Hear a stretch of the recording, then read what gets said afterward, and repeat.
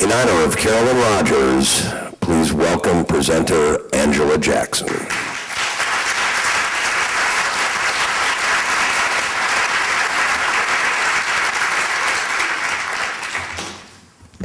Hello. It's my pleasure and good fortune to talk about Carolyn Rodgers in this moment of her honoring. In a time when the Black poet was prophet and priest, Carolyn Rodgers was that and more. I remember the first time I met her in winter 1970 or before. She was so down to earth and friendly. She told me which poems of mine she liked and which she didn't like and why. She was an extraordinary poet and critic and an honest woman. For Carolyn was a Black every woman, capturing the moods, intelligence, wisdom, faith, and diction of the Black woman as woman next door, woman at home, woman alone, woman in love, woman in church, not just writing about church. Renaissance man Usimi Eugene Perkins says Carolyn taught us that our identities as Black and Christian were not necessarily separate. She lived and wrote her Blackness and her religion. And as poet Mary Evans exhorted, she spoke the truth to the people, demonstrating to a generation of Black women poets behind her how to write on their paper souls, their songs as blackbirds, how she and we can get over what we need to get over. Here's a sample of Carolyn Rodgers. You name this one.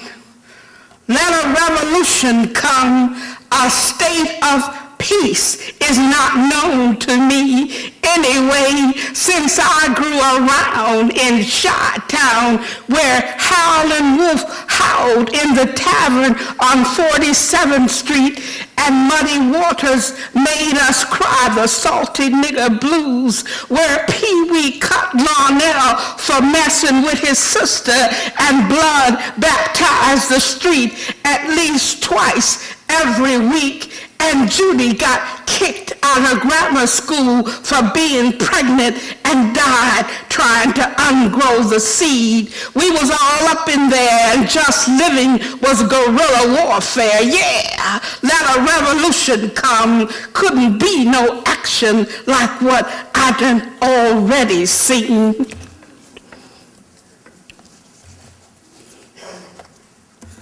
And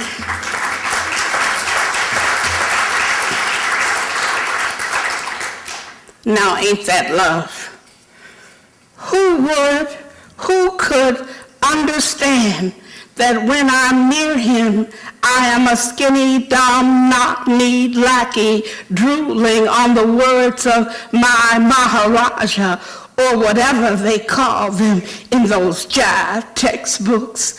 Me, I am a bitch, hot, panting for a pat from his hand so I can wag my love in front of his face.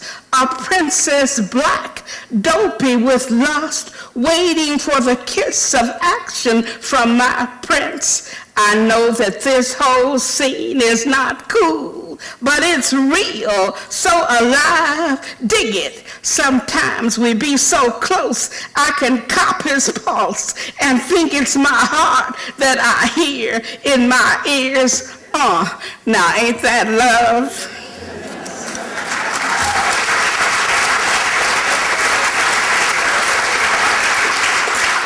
I've known many poets, but there was only one Carolyn Rodgers with the sensitivity, prescience, fire, and free-flowing discipline of this poetic genius. Thank you.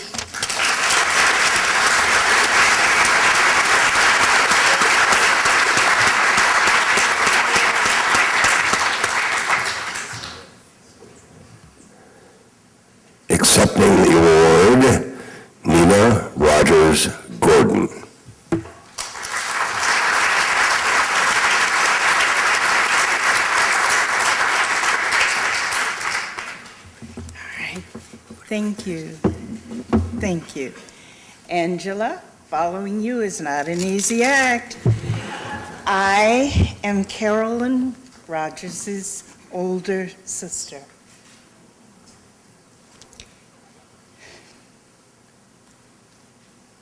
I'm a writer. I'm a writer. I'm a writer, Carolyn Rodgers shouted to strangers as she streaked down 53rd Street in Hyde Park and burst into a neighborhood pub. And she had every reason to shout. The young, unpublished writer had sent samples of her work, a poem, a short story, and a play, a horrible play, to the editor of Black World. And she had received an answer that began, "Well, Carolyn, you can write." Now, I could stop there, but I won't. That was in 1967, when Ashley, Alex, Michelle, Afia, Aaron, and Alice, sitting over there from Harold Washington's creative writing Jeffrey Daniels class, were not even born. Carolyn began writing and writing and writing. She was nurtured by Gwendolyn Brooks, Obasi peers, like Angela, you heard Angela, Nikki Giovanni, Haki, and then the beginning of the Third World Press. She was encouraged by Janet. Eugene Perkins paid his respects. And Dr. Powell nurtured Carolyn physically when she needed nourishment for her body, just to continue to write to her end. She was focused, and she wrote with courage, dignity, and humility. She worked and reworked her thoughts, her values, and her beliefs. She tackled themes like religion, relationships between mothers, daughters, women, men. There were identity and feminist issues, and of course, there was the love drama poems. She struggled with her mindset and her heart as she sowed her seeds of language and penned her words into the culture, society, and finally into history. She was grounded. She bonded, mentored, and educated young men and women like in the audience today, writers of the present and future. She loved working with young people like Helen and Clifton, Darnell, William, and Karen. She projected her passion, energy, and intellect into them to teach them to believe in their unique life experiences. Her goal was to prepare them for their role in the literary community and the culture, to help them learn that their values, their written works were valuable. As Carolyn the Blackbird traveled, she grew, and she wrote more and more and more. She was speaking out, lecturing, reading her poems with the understanding and the conviction that words have meaning, words have life. Carolyn lived a productive, creative, and spiritual life.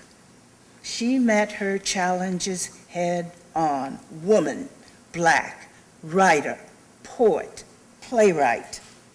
She laughed easily and often. She cried. She knew pain. Carolyn had pride in her work and was hardworking. And she had the artistic temperament of a creative person. As her big sister, I would say to Carolyn today, Carolyn, you know, nothing defines a culture as distinctly as its language. And always remember, a person is known by the company he keeps. Thank you.